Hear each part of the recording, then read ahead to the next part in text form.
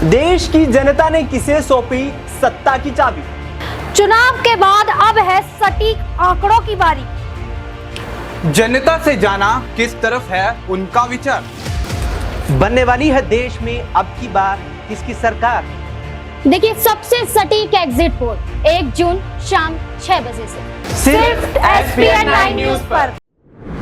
नमस्कार, SPN 9 news आप देख रहे हैं। आपके साथ मैं हूं अक्षय अग्रवाल। स्वागत है तमाम दर्शकों का इस खास पेशकश में। और ये पेशकश इसलिए भी खास हो रही है क्योंकि अब रुझानों से पहले एग्जिट पोल आने शुरू हो चुके हैं। एग्जिट पोल जो निकल कर के सामने आ रहे हैं उसमें कौन सी पार्टी बाजी मार रही है, किसे झटका लग रहा है, उस पूरे समीकरण पर यहाँ हम चर्चा करेंगे। अमन जी हमारे साथ वरिष्ठ सहयोगी है। अमन जी 7 चरणों के मतदान के बाद देश भर की 543 लोकसभा सीटों पर वोटिंग की प्रक्रिया थम चुकी है और अब जो एग्जिट पोल सामने आ रहे हैं, ऐसे में अगर उत्तर प्रदेश पे गौर किया जाए और उत्तर प्रदेश की जब अमन जी बात आती है यहाँ पर तो समाजवादी पार्टी का भी जिक्र होता है। और जब समाजवादी पार्टी का जिक्र होता है तो मुलायम सिंह यादव और यादव परिवार से जुड़ी हुई चाहे आजमगढ़ सीट हो, मैनपुरी हो, इटावा हो, इन्हें नहीं भुलाया जा सकता। ऐसे में जो एग्जिट पोल अमन जी यहाँ पर SPN 9 न्यूज का मैनपुरी सीट को लेकर सामने आए हैं वो वाकई में चौंका देने वाला भारतीय जनता पार्टी के लिए तो जरूर है, क्योंकि डिंपल यादव भारी मतों के अंतर से आगे नजर आ रही है। इस बीच अमन जी यहाँ लगातार देखने को भी मिला कि मैनपुरी संसदीय क्षेत्र में जो यहाँ पर सियासी दबदबा रहा है यादव परिवार का, उसे नहीं नकारा जा सकता। देखने को मिला कि पार्टी के संस्थापक मुलायम सिंह यादव खुद यहाँ से कई बार सांसद रहे।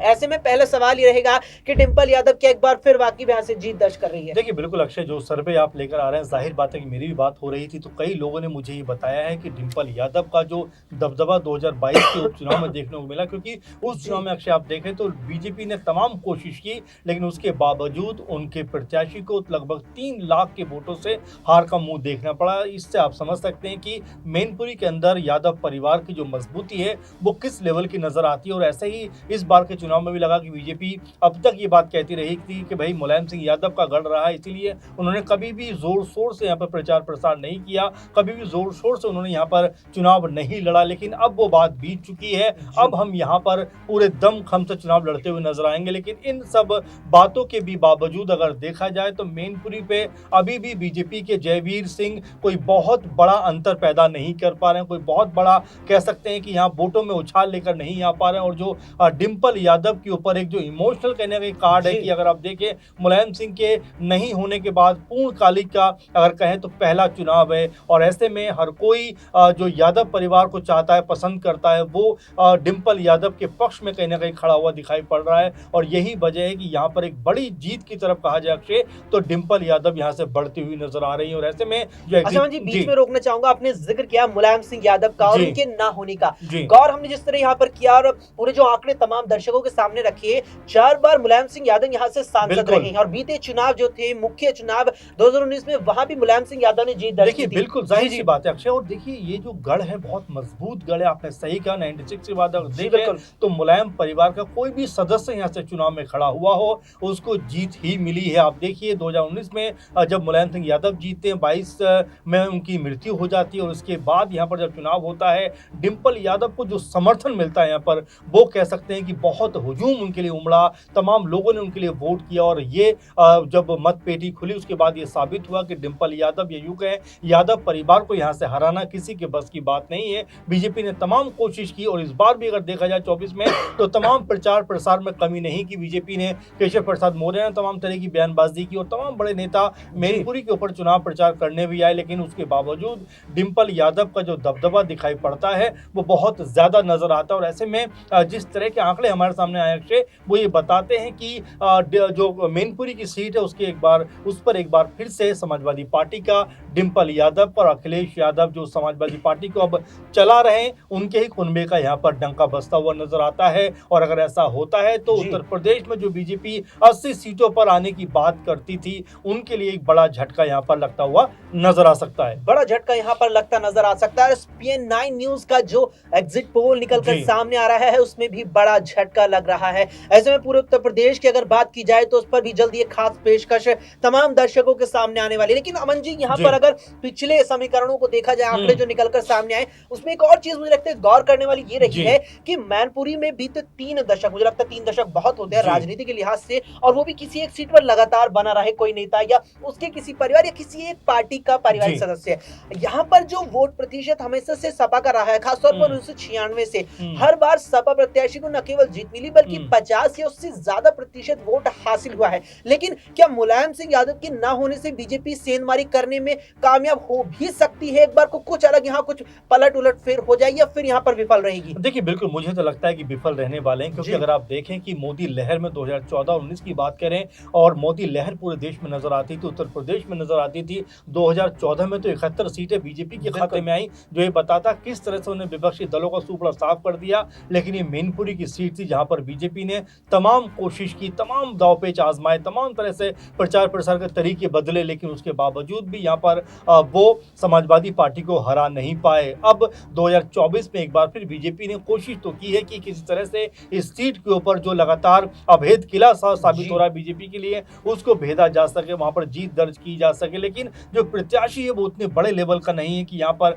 कह सकते हैं उनके पक्ष में लहर बन पाती। अगर पहले ये खबर भी थी कि खुद जो डिप्टी सीएम है केशव प्रसाद मौर्य, वो भी यहाँ से चुनाव लड़ना चाहते थे, लेकिन देखिए उनको भी पता था कि डिंपल यादव के खिलाफ खड़े होना और उनके खिलाफ जीत दर्ज करना उतना आसान नहीं होने वाला। आपने देखा कि सिराथू सीट के ऊपर जब वो चुनाव में जाते हैं तो वहां पर उनको पल्लवी पटेल, जो सपा समर्थित वहां प्रत्याशी थी, उनको बुरी तरह से हराती है। तो ऐसे में उनको पता था कि मैनपुरी पे भी उनका अगर रिजल्ट की बात की जाए तो कोई बहुत बेहतर नहीं आने वाला, इसीलिए उन्होंने अपने कदम वापस खींच लिए और यहाँ पर जयवीर को बीजेपी ने उतारा। लेकिन वो भी यहाँ अगर देखा जाए तो डिंपल यादव के खिलाफ कोई प्रभाव नहीं छोड़ने में नाकामयाब रहे हैं, कोई प्रभाव छोड़ नहीं पाए हैं। और ऐसे में बिल्कुल इसमें कोई दो राय नहीं है कि डिंपल यादव के प्रति जितने लोगों से हमने बात की है और जितने रिपोर्ट्स हमें मिली हैं, उसके आधार पर हम ये बात कह सकते हैं कि डिंपल यादव चुनाव में भारी पड़ती हुई नजर आ रहे हैं। अब जब 4 तारीख को मतपेटियां खुलेंगी तय तो उस वक्त हो पाएगा पुख्ता तौर पर, लेकिन जो समीकरण बनते हुए दिखाई पड़ रहे हैं अक्षय, और जितने लोगों से हमने